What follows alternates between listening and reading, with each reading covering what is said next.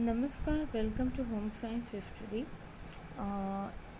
वस्त्र उद्योग की ऐतिहासिक पृष्ठभूमि के बारे में बात करेंगे। टेक्सटाइल यूनिट फर्स्ट की फर्स्ट टॉपिक यानी क्लासिफिकेशन और प्रॉपर्टीज़ को पढ़ने से पहले हम उसकी हिस्ट्री को जानेंगे। वस्त्र उद्योग की ऐतिहासिक पृष्ठभूमि, जिसमें आदिकाल में क्या वस्त्र हुआ करते थे और मध्यकाल में इनकी ऐतिहासिक पृष्ठभूमि को पढ़ेंगे और आधुनिक युग में। तो चलिए स्टार्ट करते हैं। मानव का आदिकाल से ही वस्त्रों से संबंध और एवं संपर्क रहा है। अर्थात यथार्थ में देखा जाए तो मानव सभ्यता व संस्कृति का इतिहास वस्त्रोत्पादन कला के विकास के इतिहास से संबंधित रहा है। आदिकाल में मानव जंगली अवस्था में था। अब मेन क्या आ जाएगा? आदिकाल में मानव जंगली अवस्था में था, तो वह पशुओं की खाल, घास फूस, पत्तियाँ, छाल आदि का प्रयोग शरीर ढकने के लिए करता था। ठीक है, ये मेन हो गया। आदिकाल में ही डालना है। जैसे हिस्ट्री की बात करें तो आदिकाल से स्टार्ट करते हैं, यानी इसमें 3 पॉइंट डालेंगे हिस्ट्री में। वस्त्र उद्योग की ऐतिहासिक पृष्ठभूमि की कैसे स्टार्ट हुआ वस्त्रों का आना। तो सबसे पहले आदिकाल की बात की जाए तो मानव स्टार्टिंग में जंगली था। मानव आदिकाल में मानव जंगली अवस्था में था, तो वह वस्तुओं की खाल, घास फूस, पत्तियाँ, छाल आदि का प्रयोग शरीर ढकने हेतु करता था। कालांतर में उसने अपने दैनिक जीवन के कार्यों में सामान लाने ले जाने, शिकार पकड़ने। अब देखिए उसके बाद क्या हुआ? सामान लाने ले जाने, शिकार पकड़ने और उसे बांध कर, या फिर जो बांधने लायक हो, या कुछ सामान ऐसा हो जो बांध करके लाने ले जाने, एक स्थान से दूसरे स्थान ले जाने के लिए फंसाने के कार्यों में या तिन की मुलायम टहनियाँ, चमड़े की पट्टियों, रस्सियों को गूंथ कर रस्सियाँ या डोरियाँ बनाई। तभी से उसे वस्त्र बनाने की प्रेरणा मिली। अब देखिए वस्त्र बनाने की प्रेरणा कहाँ से मिली? जैसे आदिकाल में जो मानव है वो जंगली अवस्था में था, तो जंगली अवस्था में था तो वह पशुओं की खाल और घास फूस, पत्तियाँ, छाल आदि का प्रयोग शरीर ढकने के हेतु करता था। उसके बाद क्या हुआ कि दैनिक जीवन के जो कार्य होते थे, जैसे सामान को लाने ले जाने या शिकार किया हुआ हो तो उसे पकड़ना, बांधना, है ना, और फंसाने के कार्यों में तिनको, मुलायम टहनियाँ। अब इनको जो है बांधने के लिए किसका यूज़ किया जाने लगा? जो ये तिनकी या मुलायम टहनियाँ होती हैं जिससे जो मुड़ जाती हैं, है ना, और चमड़े की पट्टियाँ, रस्सियों को गूंथ कर रस्सियाँ या डोरियाँ बनाई। तभी से उसे वस्त्र बनाने की प्रेरणा मिली। अतः चौड़ी पट्टियाँ बनाकर तन ढकने के लिए प्रारंभिक प्रयास होने लगे। ठीक है, चौड़ी पट्टियों से तन ढकने के लिए प्रारंभिक प्रयास होने लगे। अब देखिए आगे, फिर है ये हो गया आदिकाल। अब मध्यकाल की बात की जाए तो मध्यकाल में क्या हुआ करता था? मध्यकाल में राजा महाराजाओं एवं सामंतों के संरक्षण में सुंदर व आकर्षक वस्त्रों का निर्माण होने लगा। अब देखिए मध्यकाल में क्या हुआ कि राजा महाराजाओं एवं सामंतों के संरक्षण में सुंदर व आकर्षक वस्त्रों का निर्माण होने लगा। यहाँ पर क्या होते थे? जो श्रमिक होते थे, श्रमिक जो ये कपड़े बनाते थे, वस्त्र बनाते थे, तो वो किन के अंडर में बनाते थे? राजा महाराजाओं और सामंतों के संरक्षण में। जैसे उन्हें चाहिए होते थे कपड़े, वैसे वो बनाते थे, सुंदर व आकर्षक। उसके लिए क्या होता था कि ज़्यादा समय लगता था, ज़्यादा धन लगता था, ठीक है, और ज़्यादा परिश्रम भी लगता था। तो उसका परिश्रम जितना लगता था उसका उन्हें पारिश्रमिक भी प्राप्त होता था, धन के रूप में उन्हें पारिश्रमिक भी प्राप्त होता था।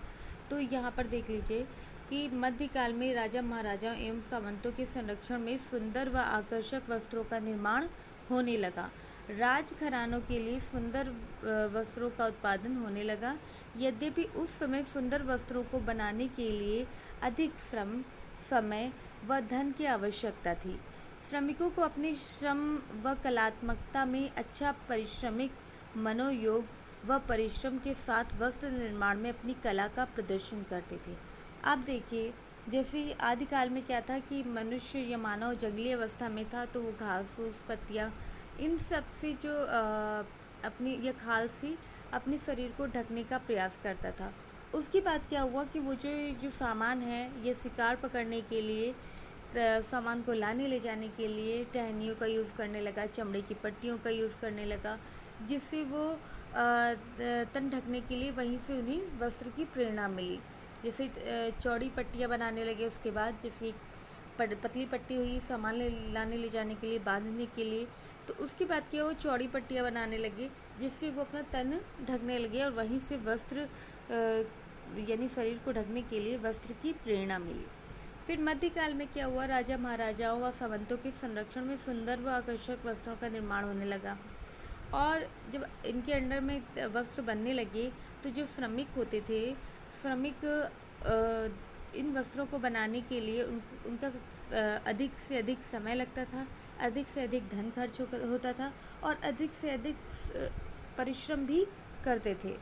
तो उसके लिए क्या था, परिश्रम करते थे तो उन्हें उतना ही पारिश्रमिक भी प्राप्त होता था, अच्छा खासा पारिश्रमिक भी प्राप्त होता था, जिससे उनके अंदर और वस्त्र बनाने की प्रेरणा मिलती थी, मतलब अपनी कला का प्रदर्शन और कर पाते थे। ठीक है, अब हम बात करेंगे आधुनिक युग की। आधुनिक युग में क्या रहेगा कि आधुनिक युग में वस्त्र निर्माण के लिए नए नए रेशों का आविष्कार किया गया। अब जब मॉडर्न युग आया तो उसमें क्या था कि सभी को वस्त्रों की ज़रूरत है, छोटे से लेकर बड़े तक, गरीब से लेकर अमीर तक सभी को वस्त्र की ज़रूरत थी। सभी की कहते नहीं मूलभूत आवश्यकता, रोटी कपड़ा मकान, तो उसमें कपड़ा है वो मूलभूत आवश्यकता थी, वो सभी की आवश्यकता थी।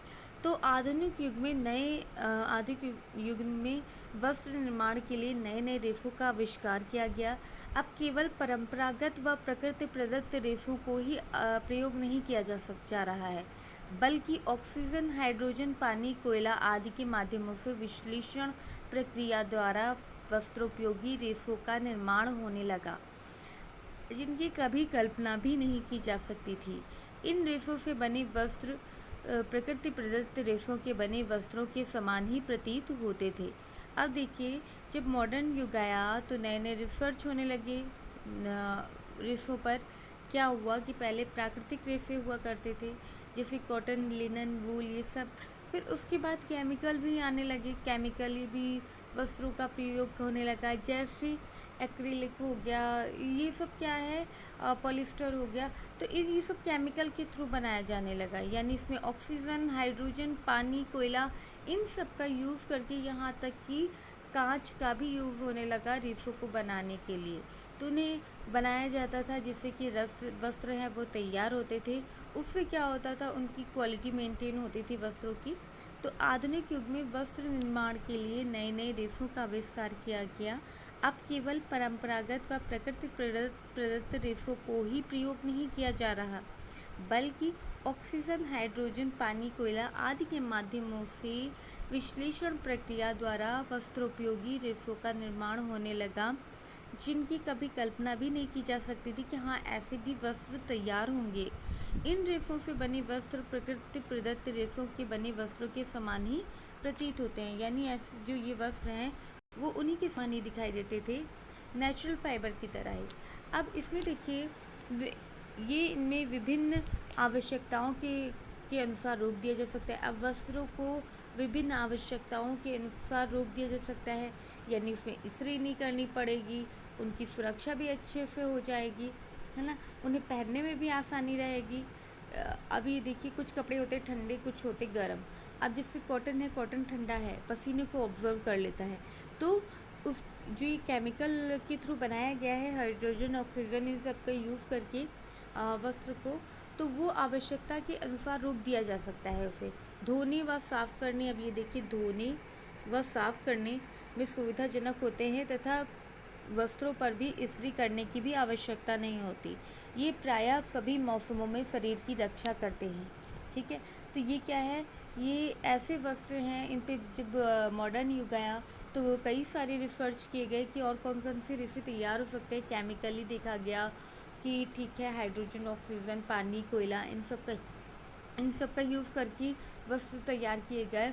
उससे क्या था कि उनकी क्वालिटी को जज किया गया, तो ये पता चला कि ये जो वस्त्र हैं, इनसे बने जो कपड़े हैं वो नेचुरल फाइबर की तरह ही है, इसमें किसी तरह की कोई साइड इफ़ेक्ट नहीं है कि हाँ उसे उनकी क्वालिटी को और बढ़ाया जा सकता था, जैसे कि इसमें इस्त्री करने की आवश्यकता नहीं है। तो उसमें ऐसे केमिकल का यूज़ किया गया कि ठीक है, उसमें प्रेस करने की आवश्यकता नहीं है, कपड़े में सिकुड़न नहीं रहती है, धोने में भी आसानी रहती है, शरीर की सुरक्षा भी हो जाती है ना। कुछ कपड़े ऐसे जो फफूंद वगैरह लग जाते हैं, जैसे कि कॉटन वगैरह, तो उसमें भी इस तरह की कोई परेशानी नहीं होती है, तो वो अपनी आवश्यकता के अनुसार उनका यूज़ किया जा सकता है। तो ये आपका टॉपिक ये यहीं पे ख़त्म होता है, वस्त्र उद्योग की ऐतिहासिक पृष्ठभूमि, जिसमें हमने आदिकाल को लेकर बात की गई कि आदिकाल में कैसे वस्त्र हुआ करते थे। फिर उसके बाद मध्यकाल की बात की गई कि मध्यकाल में कैसे वस्त्र हुआ करते थे, और उसके बाद ये आधुनिक काल की भी बात की कि आधुनिक युग में कैसे वस्त्र हुआ करते थे। तो इस वीडियो में ये टॉपिक यहीं पे ख़त्म होता है कि इनकी ऐतिहासिक पृष्ठभूमि क्या है वस्त्र उद्योग की, आदिकाल, मध्यकाल और आधुनिक काल। ठीक है, और नेक्स्ट वीडियो में आगे के टॉपिक के बारे में बात करेंगे। अभी के लिए इतना ही, धन्यवाद।